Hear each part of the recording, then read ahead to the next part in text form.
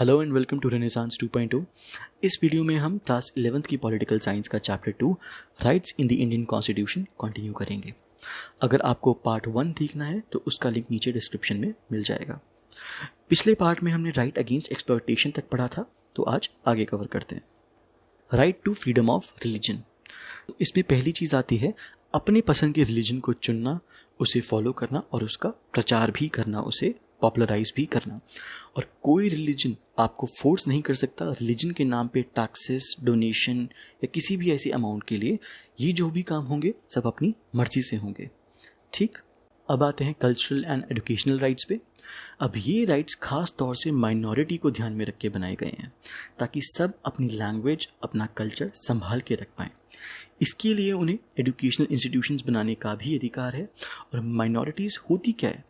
ऐसे लोगों का ग्रुप जिनकी सेम लैंग्वेज या सेम कल्चर है या सेम रिलीजन है और वो पॉपुलेशन का बहुत छोटा हिस्सा है, उन्हें माइनॉरिटी बोला जाता है। और उन्हीं के लिए कल्चरल एंड एजुकेशनल राइट्स खास तौर से बनाए गए हैं।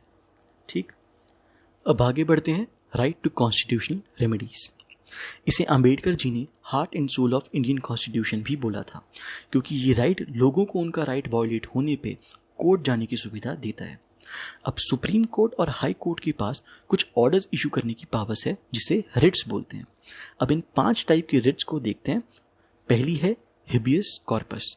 अब हिबियस कॉर्पस का लिटरल मतलब होता है टू हैव द बॉडी। इसमें अगर किसी इंसान को गलत तरह से अरेस्ट या डिटेन किया जाता है तो कोर्ट अरेस्टिंग अथॉरिटी को एक ऑर्डर इशू करता है उसे कोर्ट में पेश करने का। और अगर कोर्ट को अरेस्ट का रीजन जस्टिफाइड नहीं लगा तो उसे उसी टाइम फ्री कर दिया जाता है। ठीक, ये होता है हेबियस कॉर्पस। अगला आता है मैंडेमस। इसका लिटरल मतलब होता है टू कमांड। ये तब इशू होता है जब कोर्ट को लगता है कोई पर्टिकुलर ऑफिस होल्डर अपना काम सही तरीके से नहीं कर रहा या किसी और का राइट ब्लॉक कर रहा है। तीसरा है प्रोहिबिशन। इसका मतलब है रोकना। ये तब इशू होता है जब हायर कोर्ट्स को लगता है कि लोअर कोर्ट्स के पास कोई ऐसा केस है जो उनकी जुरिस्डिक्शन, उनके दायरे से बाहर है। फिर आता है को वारंटो, जिसका मतलब है बाय व्हाट अथॉरिटी। अगर कोर्ट को पता चलता है कि किसी ने कोई ऑफिस गलत तरीके से हासिल किया है या उस ऑफिस में बैठने के वो क्वालिफाइड नहीं है, तब को वारंटो इश्यू किया जाता है। और लास्ट में आता है सर्शुरारी, मतलब टू बी सर्टिफाइड, जिसमें एक कोर्ट अपने से लोअर कोर्ट को ऑर्डर दे रहा है कि आपके यहाँ जो मैटर पेंडिंग है उसे हमारे पास भेजिए। ठीक, अब राइट्स के लिए जुडिशरी के अलावा कुछ कमीशंस भी बन रखी हैं जिनका काम है वुमेन, दलित्स और माइनॉरिटी के राइट्स की प्रोटेक्शन करना। ठीक, अब आगे आते हैं directive principles of state policy पे, जिसे हम DPSP भी कहते हैं। जब इंडिया आज़ाद हुआ था तब हमारे पास इतने रिसोर्सेज नहीं थे कि सबको सारी चीज़ें प्रोवाइड कर पाएं। तो हमारे कॉन्स्टिट्यूशन मेकर्स ने कुछ चीज़ें जो ज़रूरी थीं पर लैक ऑफ फंड्स की वजह से इम्प्लीमेंट नहीं हो सकती थी, उन्हें DPSP में डाल दिया ताकि आगे आने वाली सरकारें रिसोर्सेज और नीड के अकॉर्डिंग उन्हें सही तरीके से इम्प्लीमेंट कर पाएँ। For example, right to education मैंने आपको बताया था कि पहले DPSP में था, बाद में उसे फंडामेंटल राइट बना दिया गया। ठीक, तो फंडामेंटल राइट ने हमें पॉलिटिकल डेमोक्रेसी दी, जबकि DPSP ने सोशल और इकोनॉमिक डेमोक्रेसी का ध्यान रखा। अब जो गाइडलाइंस DPSP में मेंशन करी गई हैं वो नॉन जस्टिशिएबल हैं, यानी इन पॉलिसीज़ के लिए कोर्ट को मूव नहीं किया जा सकता।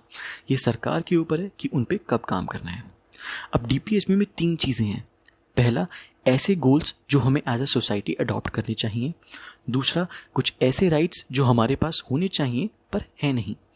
तीसरा, कुछ ऐसी पॉलिसीज़ जो गवर्नमेंट को अडॉप्ट करनी चाहिए।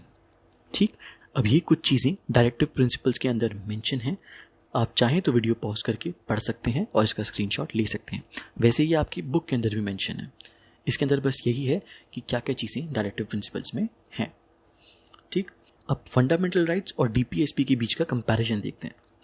सबसे पहले आता है मतलब। तो फंडामेंटल राइट्स एसेंशियल राइट्स होते हैं सिटीजन्स के, और DPSP गाइडलाइंस हैं जो गवर्नमेंट को लॉज और पॉलिसीज़ बनाते टाइम ध्यान रखनी है। फंडामेंटल राइट्स कॉन्स्टिट्यूशन के पार्ट 3 में मेंशन है और DPSP पार्ट 4 में। फंडामेंटल राइट का नेचर नेगेटिव है, यानी कॉन्स्टिट्यूशन गवर्नमेंट को मना कर रहा है कुछ करने से, और DPSP का नेचर पॉजिटिव है, यानी कॉन्स्टिट्यूशन गवर्नमेंट को बोल रहा है ऐसा करने के लिए। फंडामेंटल राइट्स लीगली इन्फोर्सिबल हैं, DPSP नहीं है।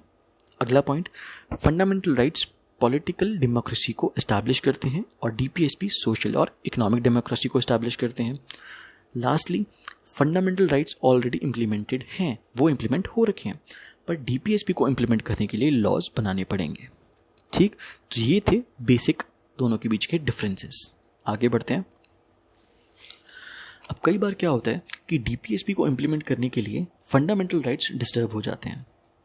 इस चीज़ को मैं आपको एक रियल एग्जांपल से समझाता हूँ।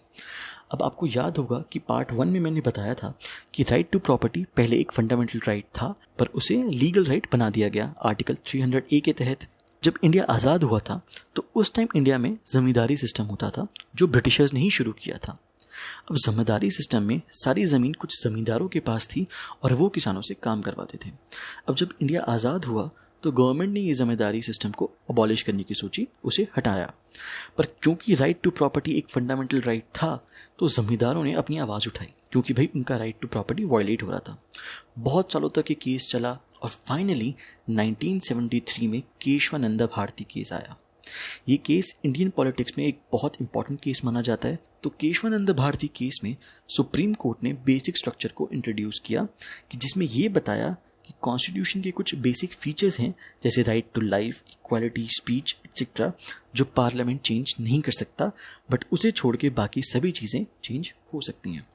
और इसी में सुप्रीम कोर्ट ने ये भी बोला कि right to property basic structure का पार्ट नहीं है, और इसीलिए 1978 में 44th अमेंडमेंट एक्ट के अंदर पार्लियामेंट ने उसे फंडामेंटल राइट से हटा के एक लीगल राइट बना दिया आर्टिकल 300A के अंदर।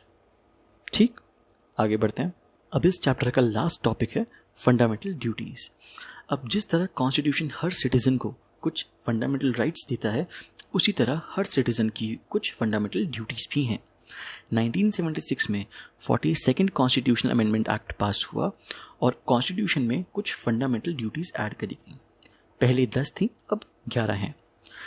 अब ये ड्यूटीज़ फंडामेंटल तो हैं पर एनफोर्सिएबल नहीं है। मतलब अगर आप नहीं करते तो आपको फोर्स नहीं किया जा सकता, यानी आपको जेल या एक्शन नहीं लिया जा सकता आपके खिलाफ।